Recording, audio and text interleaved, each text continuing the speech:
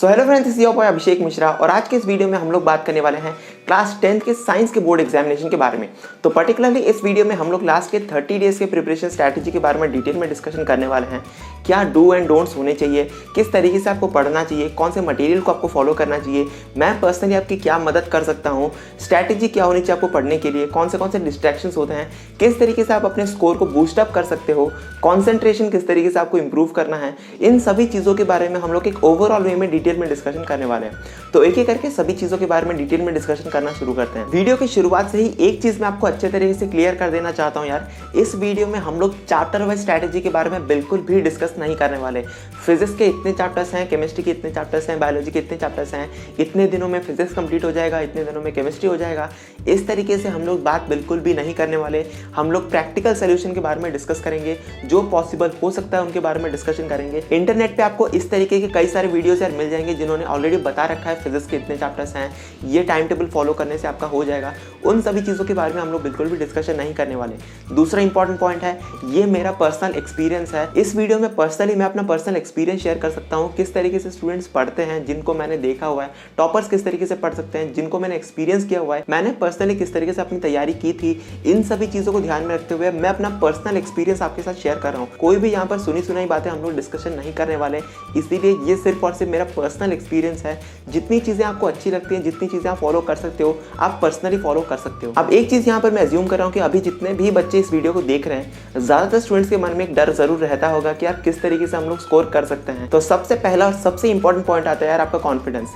इस टाइम पर आपको कॉन्फिडेंस बिल्कुल भी लूज या नहीं करना है। एक चीज़ यार लिख करके रख लो, क्लास 10th के बोर्ड एग्जामिनेशन हो जाए, क्लास 12th का बोर्ड एग्जामिनेशन हो जाए, स्पेशली यार बोर्ड एग्जामिनेशन में स्कोर करना काफ़ी सिंपल होता है यार। सिंपल से मेरा मतलब यहाँ पर यार इनपुट और आउटपुट का रेशियो काफ़ी अच्छा खासा होता है, यानी कम मेहनत में आप अच्छा खासा आउटपुट या निकाल सकते हो। यहाँ पर आपको काफ़ी कम मेहनत करना पड़ता है, आउटपुट आपका काफ़ी अच्छा खासा निकल जाता है।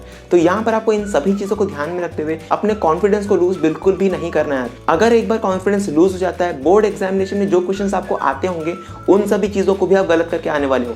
इन सभी चीजों को ध्यान में रखते हुए कॉन्फिडेंस सबसे पहले बिल्डअप करना काफी ज्यादा जरूरी है। सेकंड इंपॉर्टेंट पॉइंट आता है आपके डिस्ट्रैक्शंस। डिस्ट्रैक्शन सबसे बड़ा रीजन होता है। अगर आपको लगता है कि आपके स्कोर डाउन हो रहे हैं, सबसे पहले उसका रीजन समझ में आना जरूरी है। मोस्ट ऑफ द केसेस में यार आपका डिस्ट्रैक्शन ही होने वाला है। पर्टिकुलरली यहाँ पर आपके डिस्ट्रैक्शन कुछ भी हो सकता है, इसीलिए सबसे पहले यहाँ पर आपको अपने डिस्ट्रैक्शन को नोट डाउन करना जरूरी है। कुछ भी डिस्ट्रैक्शन यार हो सकता है, सोशल मीडिया हो सकता है, टेलीविजन हो सकता है, मोबाइल गेमिंग हो सकता है, कुछ भी हो सकता है यार। सबसे पहले आपको नोट डाउन करना है कि आपके डिस्ट्रैक्शंस कौन से हैं। एक बार आपको अच्छे तरीके से समझ में आ जाए कि आपके डिस्ट्रैक्शंस कौन से हैं, उस पर आपको काम करना जरूरी है। लास्ट का 1 महीना बाकी है, इस टाइम पर आप कोई भी डिस्ट्रैक्शन अफोर्ड नहीं कर सकते। नेक्स्ट इंपॉर्टेंट पॉइंट आता है आपका सेल्फ एनालिसिस। अब सेल्फ एनालिसिस का मतलब क्या यार, आपको खुद से खुद को जज करना है कि आपकी कितनी प्रिपरेशन हो चुकी है। वेरियस कैटेगरी के स्टूडेंट्स अभी इस वीडियो को देख रहे होंगे, हर एक स्टूडेंट का सेल्फ एनालिसिस कंप्लीटली डिफरेंट होने वाला है। हो सकता है आपका 90% प्रिपरेशन ऑलरेडी हो चुका हो, 70% हो चुका हो, 0% हो चुका हो, कोई फर्क नहीं पड़ता, लेकिन आपको वो चीज़ पता होनी ज़रूरी है कि आपकी कितनी तैयारी हो चुकी है। ये काफ़ी इंपॉर्टेंट है यार। 12 चैप्टर आपके सिलेबस में है, 12 में से कितने चैप्टर्स आपके कंप्लीट हो चुके हैं। यहाँ पर कंप्लीट से मेरा मतलब है यार, उस चैप्टर से कोई भी क्वेश्चन अगर आपको पूछा जाए, आप अच्छे तरीके से आंसर दे सकते हो। उसी चैप्टर को आप कहते हो कि वो चैप्टर मेरा कंप्लीट हो चुका है। तो इस तरीके से नोट डाउन करना है कि आपके कितने टॉपिक्स ऑलरेडी खत्म हो चुके हैं। एक बार आपने नोट डाउन कर लिया तो आपको समझ में आएगा कि कितना पोर्शन कंप्लीट हो चुका है, कितना पोर्शन बाकी है, कितनी मेहनत करनी है। इन सभी चीज़ों को एनालाइज करते हुए आप अपनी स्ट्रैटेजी डिसाइड कर सकते हो। अगर आपको समझ में ही नहीं आएगा कि सिलेबस में कौन से टॉपिक्स हैं, कितना मैं कंप्लीट कर चुका हूँ, कितने कंप्लीट नहीं किया है, इन सभी चीज़ों की अगर आपको नॉलेज नहीं होगी, स्ट्रैटेजी डिसाइड करना काफ़ी ज़्यादा दिक्कत हो जाएगा यार। तो इन सभी चीज़ों को ध्यान में रखते हुए ही हम लोग अपनी स्ट्रैटेजी के बारे में डिस्कस करेंगे। तो अब हम लोग सबसे इंपॉर्टेंट पॉइंट के बारे में डिस्कस करते हैं कि आपको किस तरीके से पढ़ना ज़रूरी है, पढ़ने का क्या तरीका होना चाहिए ताकि आपका इनपुट और आउटपुट का रेशियो बढ़ सके। पर्टिकुलरली आप अपने स्कोर को किस तरीके से बूस्ट कर सकते हो, इसका सही प्रोसेस क्या होने वाला है। तो सबसे पहला और सबसे इंपॉर्टेंट स्टेप आता है आपका स्टडी मटेरियल। स्टडी मटेरियल आपके स्कोर को बूस्ट करने के लिए काफ़ी इंपॉर्टेंट रोल प्ले करते हैं यार। नोट डाउन कर लो यार, बोर्ड एग्जामिनेशन में आपका खुद का पर्सनल नोट होना काफ़ी ज़्यादा ज़रूरी है। स्पेशली साइंस, सोशल साइंस, इन सब्जेक्ट के लिए आपके पर्सनल नोट्स होने काफ़ी ज़्यादा इंपॉर्टेंट है यार। इसीलिए अगर आपके पास अभी तक नोट्स नहीं हैं, मैं आपको नीचे डिस्क्रिप्शन बॉक्स में एक लिंक दे दूंगा यार, वहाँ पर आपको हर एक चैप्टर के डिटेल नोट्स यार गिवन है। उन सभी चीज़ों को डाउनलोड करके खुद से पढ़ सकते हो। नोट्स होना काफ़ी इंपॉर्टेंट है। टेक्स्ट बुक से डायरेक्टली पढ़ करके लास्ट मोमेंट में आप स्कोर नहीं कर पाओगे। एग्जाम से 1 दिन बाकी है, 2 दिन बाकी है, वहाँ पर आप टेक्स्ट बुक के लाइन बाय लाइन को पढ़ करके स्कोर बिल्कुल भी नहीं कर पाओगे। उस टाइम पर आपको notes, short notes, formula list, इन सभी चीज़ों की ज़रूरत पड़ने वाली है। उस टाइम पीरियड पर आप डायरेक्टली एनसीईआरटी से पढ़ करके अपना आउटपुट नहीं निकाल पाओगे। इसीलिए पर्सनल नोट्स होने काफ़ी ज़्यादा ज़रूरी है। अगर आपने अपना नोट्स बनाया हुआ है, उन चीज़ों को आप फॉलो कर सकते हो, लेकिन अगर आपने अपने नोट्स नहीं बनाए हैं, नीचे डिस्क्रिप्शन बॉक्स में एक लिंक गिवन है, वहाँ पर जाओ, सारे के सारे नोट्स आपको अवेलेबल है, उन सभी चीज़ों को पढ़ सकते हो। सारे के सारे हैंड रिटन नोट्स हैं, नेक्स्ट ईयर से सारे के सारे प्रिंटेड नोट्स भी अवेलेबल हो जाएंगे। उन सभी चीज़ों को आप डाउनलोड करके पढ़ सकते हो। काफ़ी इंपॉर्टेंट है यार। नेक्स्ट इंपॉर्टेंट है कौन सा मटेरियल आपको फॉलो करना ज़रूरी है। सबसे पहला फर्स्ट प्रायोरिटी आपकी पर्सनल नोट होनी चाहिए, सेकंड प्रायोरिटी आपके एनसीईआरटी होनी चाहिए। एनसीईआरटी और आपके पर्सनल नोट्स दोनों को बैलेंस करते हुए आप अच्छे तरीके से पढ़ सकते हो। अब मैं ये चीज़ यार एज्यूम कर रहा हूँ कि जब आपने अपना पर्सनल नोट बनाया होगा, एनसीईआरटी को आपने अच्छे तरीके से कंसीडर किया होगा, एनसीईआरटी के बेस्ड पर ही आपका पर्सनल नोट बना होना काफ़ी ज़्यादा ज़रूरी है। अगर हम लोग टेक्स्ट बुक के बारे में बात करें, एनसीईआरटी मोर देन सफिशिएंट है। एनसीईआरटी से ही आपको पढ़ना ज़रूरी है।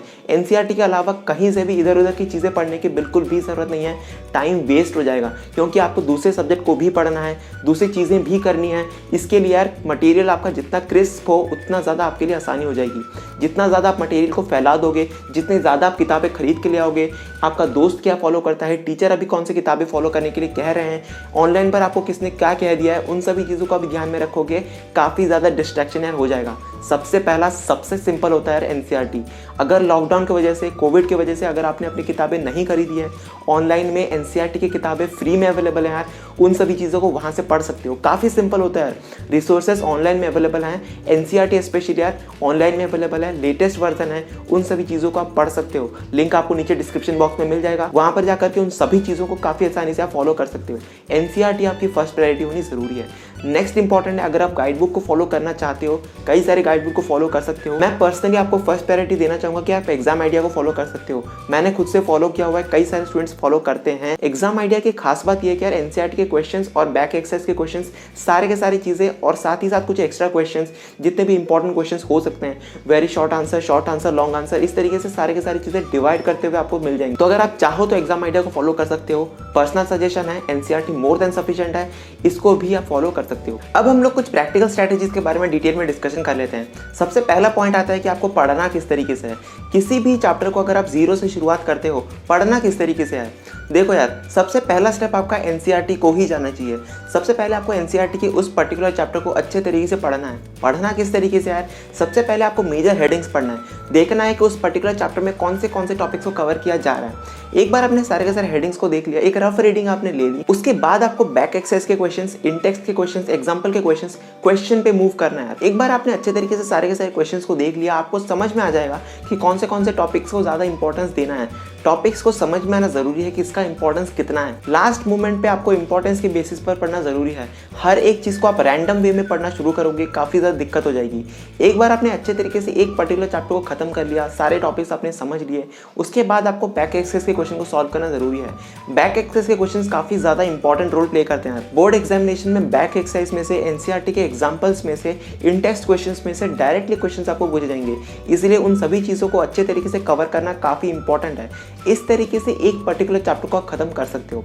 सेकंड इंपॉर्टेंट पॉइंट आता है कि एग्जामिनेशन में साइंस के पर्टिकुलरली कौन से इंपॉर्टेंट एलिमेंट्स होते हैं। पर्टिकुलरली साइंस के केस में काफ़ी सारे एलिमेंट्स होते हैं। जैसे कि पहला सबसे इंपॉर्टेंट एलिमेंट होता है आपके diagrams. Directly diagram based question sir पूछे जाते हैं। 3 मार्कर हो जाए या फिर आइडेंटिफिकेशन में पूछा जाए, किसी भी तरीके से पूछा जा सकता है। डायग्राम्स का डायरेक्ट क्वेश्चंस पूछा जाता है, स्पेशली बायोलॉजी के केस में। हो सकता है कि आपकी डायग्राम उतनी ज़्यादा अच्छी ना हो। डायग्राम में सबसे इंपॉर्टेंट फैक्टर आता है आपके लेबलिंग अगर आपकी सही हो जाती है, आपको वहाँ पर मार्क्स ज़रूर मिलने वाला है।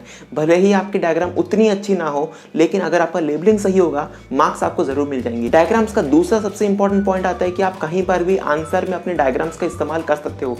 डायग्राम्स का जब आप इस्तेमाल करते हो, स्कोर इंप्रूव करने के चांसेस आपके काफ़ी ज़्यादा बढ़ जाते हैं। आप किसी भी 5 मार्कर वाले क्वेश्चन को डायग्राम के साथ सपोर्ट कर सकते हो। अगर आपके पास कम पॉइंट्स होंगे, अगर आपने डायग्राम को बना दिया है, वहाँ पर आपके स्कोर बूस्ट होने के ज़्यादा चांसेस होते हैं, वहाँ पर आप अच्छे तरीके से स्कोर कर सकते हो। इन चीज़ों को ध्यान में रखना काफ़ी ज़्यादा ज़रूरी है। नेक्स्ट इंपॉर्टेंट पॉइंट आते हैं आपके फॉर्मूलाज, इक्वेशन, जितने भी आपके केमिकल रिएक्शंस हैं उन सभी चीज़ों को लिस्ट आउट करके पढ़ना शुरू करो। काफ़ी ज़्यादा इंपॉर्टेंट है, डायरेक्टली क्वेश्चंस आते हैं, उन सभी चीज़ों को लिस्ट आउट करके लिख करके प्रैक्टिस करना काफ़ी ज़्यादा ज़रूरी है। अगर आप अभी लिस्ट आउट नहीं कर पाते हो, नीचे डिस्क्रिप्शन बॉक्स में उन पर्टिकुलर चैप्टर के नोट्स में सारे के सारे लिस्ट आउट किए हुए हैं, अच्छी तरीके से उनको लिख करके प्रैक्टिस करो। नेक्स्ट इंपॉर्टेंट पॉइंट आता है आपके डेफिनेशंस, लॉज एंड प्रिंसिपल्स। ये सारे के सारे एलिमेंट्स काफ़ी ज़्यादा सिमिलर है और इनका इंपॉर्टेंस इसीलिए होता है क्योंकि ये सारे के सारे आपको डायरेक्टली हुबहू लिखना पड़ता है। जिस तरीके से लैंग्वेज आपके टेक्स्ट बुक में गिवन है उसी तरीके से सेम टू सेम आपको लिखना ज़रूरी है। डेफिनेशन हो जाता है, लॉ हो जाता है, कोई प्रिंसिपल हो जाता है, उन सभी चीज़ों को सेम टू सेम लिखना काफ़ी ज़्यादा ज़रूरी है। वहाँ पर आप आंसर्स को इम्प्रोवाइज बिल्कुल भी नहीं कर सकते, खुद से चेंज नहीं कर सकते।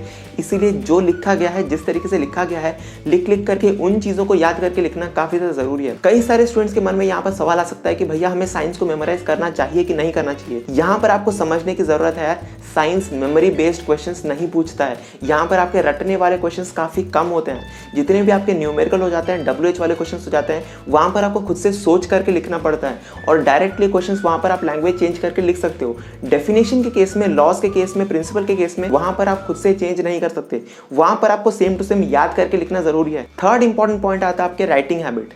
राइटिंग हैबिट हर एक स्टूडेंट की कमी हो जाती है यार। आजकल कई सारे स्टूडेंट्स राइटिंग हैबिट कर ही नहीं पाते हैं। बोर्ड एग्जामिनेशन में आपकी राइटिंग देखी जाएगी, क्या आपने प्रेजेंट किया है, किस तरीके से प्रेजेंट किया है, उन सभी चीज़ों का काफ़ी ज़्यादा इंपॉर्टेंस होता है। इससे पहले हमने राइटिंग प्रेजेंटेशन, आंसर प्रेजेंटेशन के ऊपर डिटेल में डिस्कशन किया है।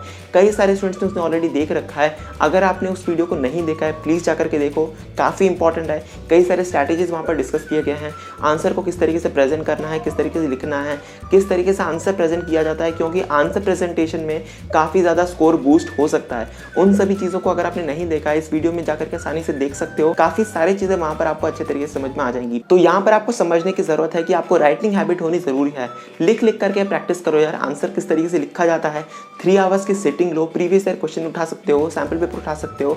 अच्छे तरीके से उन सभी चीज़ों की सेटिंग लेकर के लिख के प्रैक्टिस होनी काफ़ी ज़्यादा ज़रूरी है। इन सभी चीज़ों को ध्यान में रखते हुए आप अपनी स्ट्रैटेजी खुद से डिसाइड कर सकते हो।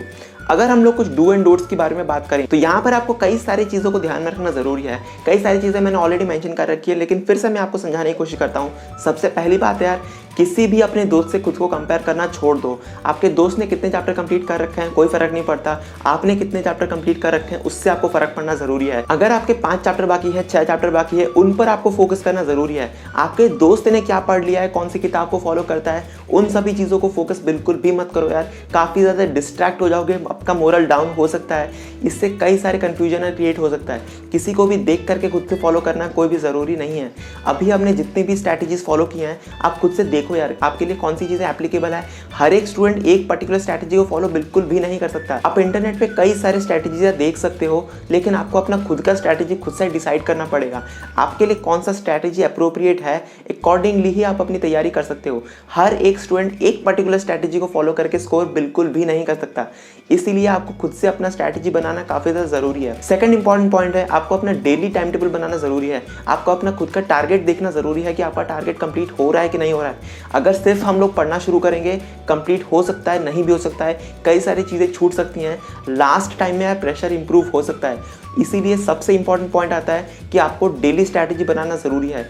हर दिन आपको जज करना ज़रूरी है कि आपका कितना टॉपिक कंप्लीट हो चुका है, कितना कंप्लीट नहीं हुआ है, आपने हर दिन का अपना टारगेट कंप्लीट किया है कि नहीं किया है। इस चीज़ का सही तरीके से जजमेंट होना काफ़ी ज़्यादा ज़रूरी है। लास्ट और सबसे इंपॉर्टेंट पॉइंट जो मैंने आपको वीडियो की शुरुआत से ही बताया था, पैनिक होने की बिल्कुल भी ज़रूरत नहीं है। बोर्ड एग्जामिनेशन में आप अच्छा स्कोर कर सकते हो। मेहनत, फोकस और कॉन्सेंट्रेशन के साथ अगर आप पढ़ते हो, काफ़ी आसानी से स्कोर कर सकते हो यार। सिस्टमैटिक प्रिपरेशन होनी ज़रूरी है, एक प्लान स्ट्रैटेजी होनी ज़रूरी है, उसके बाद आप काफ़ी आसानी से स्कोर कर सकते हो। इन सभी चीज़ों को ध्यान में रखते हुए नीचे डिस्क्रिप्शन बॉक्स में एक मटेरियल गिवन है, वहाँ पर जाकर के उन सभी चीज़ों को फॉलो कर सकते हो। इन सभी चीज़ों को ध्यान में रखते हुए आप काफ़ी आसानी से स्कोर कर सकते हो, अपने स्कोर को खुद से बूस्ट कर सकते हो। अगर आपको इन सभी चीज़ों से रिलेटेड कोई भी डाउट रह गया हो, प्लीज़ कमेंट सेक्शन में ज़रूर बताओ यार, हम उन सभी चीज़ों के बारे में डिटेल में डिस्कशन कर सकते हैं। अगर आप किसी दूसरी चीज़ के बारे में भी रिकमेंडेशन देना चाहते हो, कमेंट सेक्शन में ज़रूर बताओ, हम उन सभी चीज़ों के बारे में डिटेल में डिस्कशन कर सकते हैं। तो तब तक ही चलते हैं यार, क्या आप गुड डे एंड बाय।